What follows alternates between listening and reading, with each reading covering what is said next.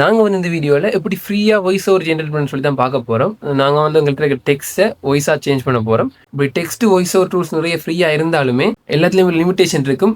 நாங்கள் வந்து குறைவான வேர்ட்ஸ் இல்லாட்டி குறைவான கேரக்டர்ஸை தான் வாய்ஸ் ஓவராக சேஞ்ச் பண்ணக்கூடிய மாதிரி இருக்கும். ஆனால் நான் சொல்ல போகிற இந்த டூலில் பார்த்தீங்கன்னா உங்களுக்கு வந்து 6650 கேரக்டர்ஸ், அதாவது ஆல்மோஸ்ட் ஒரு 900 வேர்ட்ஸ் வரைக்குமே நீங்கள் வந்து ஒரு டைமில் வாய்ஸ் ஓவராக சேஞ்ச் பண்ணி கொள்ளலாம். ஸோ உங்களோட ஸ்கிரிப்ட் வந்து ஒரு 5000 வேர்ட்ஸ் மாதிரி லென்த்தாக இருந்துச்சா இருந்தால் நீங்கள் வந்து உங்களோட ஸ்கிரிப்ட் ஒரு 6 பிரித்து 6 தடவை நீங்கள் வாய்ஸ் ஓவர் எடுக்க வேண்டி இருக்கும். பட் நீங்கள் எத்தனை தடவைனாலும் இதில் ஃப்ரீயாக எடுத்துக்கொள்ளக்கூடிய மாதிரி இருக்கும். இந்த டூலில் இருக்கிற முக்கியமான விஷயம் என்னென்னு பார்த்தீங்கன்னா நீங்கள் வந்து எல்லா லாங்குவேஜ்லையுமே உங்களோட வாய்ஸ் ஓவரை ஜென்ரேட் பண்ணிக்கொள்ளக்கூடிய மாதிரி இருக்கும். இந்த டூல் நேம் என்ன பார்த்தீங்கன்னா கிளிப்சாம். இது வந்து மைக்ரோசாஃப்ட் டூல் உண்டு.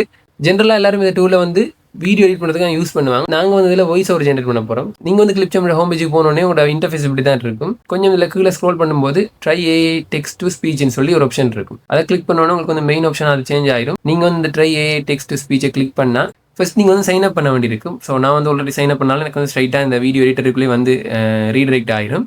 பட் நீங்கள் வந்து சைன் அப் பண்ணாடி ஃபர்ஸ்ட் உங்களோட மைக்ரோசாஃப்ட் அக்கௌண்ட்டை யூஸ் பண்ணி சைன் அப் பண்ணிக்கொள்ளுங்க. ஸோ இந்த ஹோம் பேஜ் இப்படி தான் இருக்கும். டெக்ஸ்ட் டு ஸ்பீச்னு சொல்லி ஒரு ஆப்ஷன் இருக்கும். நீங்கள் வந்து இதில் ட்ரைட்டை கிளிக் பண்ணீங்கன்னா அந்த வீடியோ எடிட்டருக்குள்ள நீங்கள் வந்து ரீடைரக்ட் ஆகிற மாதிரி இருக்கும். ஸோ இதில் டெக்ஸ்ட்ன்ற ஒரு பாக்ஸ் இருக்கு பாருங்க. இதுக்குள்ள நீங்கள் வந்து உங்களோட ஸ்கிரிப்டை வந்து என்டர் பண்ண போறீங்க. இதில் பார்த்தீங்கன்னா ஆல்மோஸ்ட் உங்களுக்கு எல்லா லாங்குவேஜஸுமே இருக்கும். ஸோ நான் வந்து இப்போ இங்கிலீஷில் ஒரு ஸ்கிரிப்ட் ரெடி பண்ணி வச்சிருக்கதால இங்கிலீஷே கிளிக் பண்ண போகிறேன். நீங்கள் தமிழ்லையும் ஜென்ரேட் பண்ணிக்கொள்ளலாம். இதில் பார்த்தீங்கன்னா உங்களுக்கு எக்கச்சக்கமான வாய்ஸ் ஆப்ஷன்ஸ் இருக்கும். ஸோ எல்லா லாங்குவேஜ்லையும் நிறைய வாய்ஸ் ஆப்ஷன் இருக்கும். பட் இங்கிலீஷ்ல கொஞ்சம் அதிகமாகவே இருக்கும். நான் வந்து இதில் ஒரு வாய்ஸை செலக்ட் பண்ணிட்டு செக் பண்ணி ஓகே நான் ப்ரிவியூ பண்ணி பார்த்தீங்கன்னா இந்த வாய்ஸ் ஓவர் ஓகேயா இருக்குது. இப்போ நான் என்ன செய்ய போறேன்னா இந்த ஸ்கிரிப்டை வந்து இதில் பேஸ்ட் பண்ண போகிறேன். ஸ்கிரிப்டை பேஸ்ட் பண்ணுறது முதல்ல இந்த ஸ்கிரிப்டில் லென்த்தை பார்த்தீங்கன்னா 6147 கேரக்டர்ஸ் இருக்குது. அதாவது 870 வேர்ட்ஸ் இருக்குது. ஸோ இதை தான் நான் வந்து இப்போ பேஸ்ட் பண்ண போகிறேன். பேஸ்ட் பண்ணோன்னு பார்த்தீங்கன்னா இதில் வந்து என் ஸ்கிரிப்ட் வந்து பேஸ்ட் ஆகிட்டு. ஸோ நான் வந்து சேவ்ன்ற பட்டனை கிளிக் பண்ண போகிறேன். ஸோ நாங்கள் கிளிக் பண்ண பிறகு எங்களோட ஸ்பீச் வந்து இதில் இந்த டைம் லைனில் வந்து அட் ஆகிடும். ஸோ அட் ஆன பிறகு எங்களுக்கு அதில் காட்டு பாருங்கள் 6 minutes 15 seconds இருக்குது. ஸோ நான் வந்து இதை இப்போ எக்ஸ்போர்ட் பண்ணி எடுக்க போகிறேன். ஸோ எக்ஸ்போர்ட் பட்டனை கிளிக் பண்ணால் இதில் வந்து ஆடியோ ஒன்லின்னு சொல்லி ஒரு ஆப்ஷன் இருக்குது.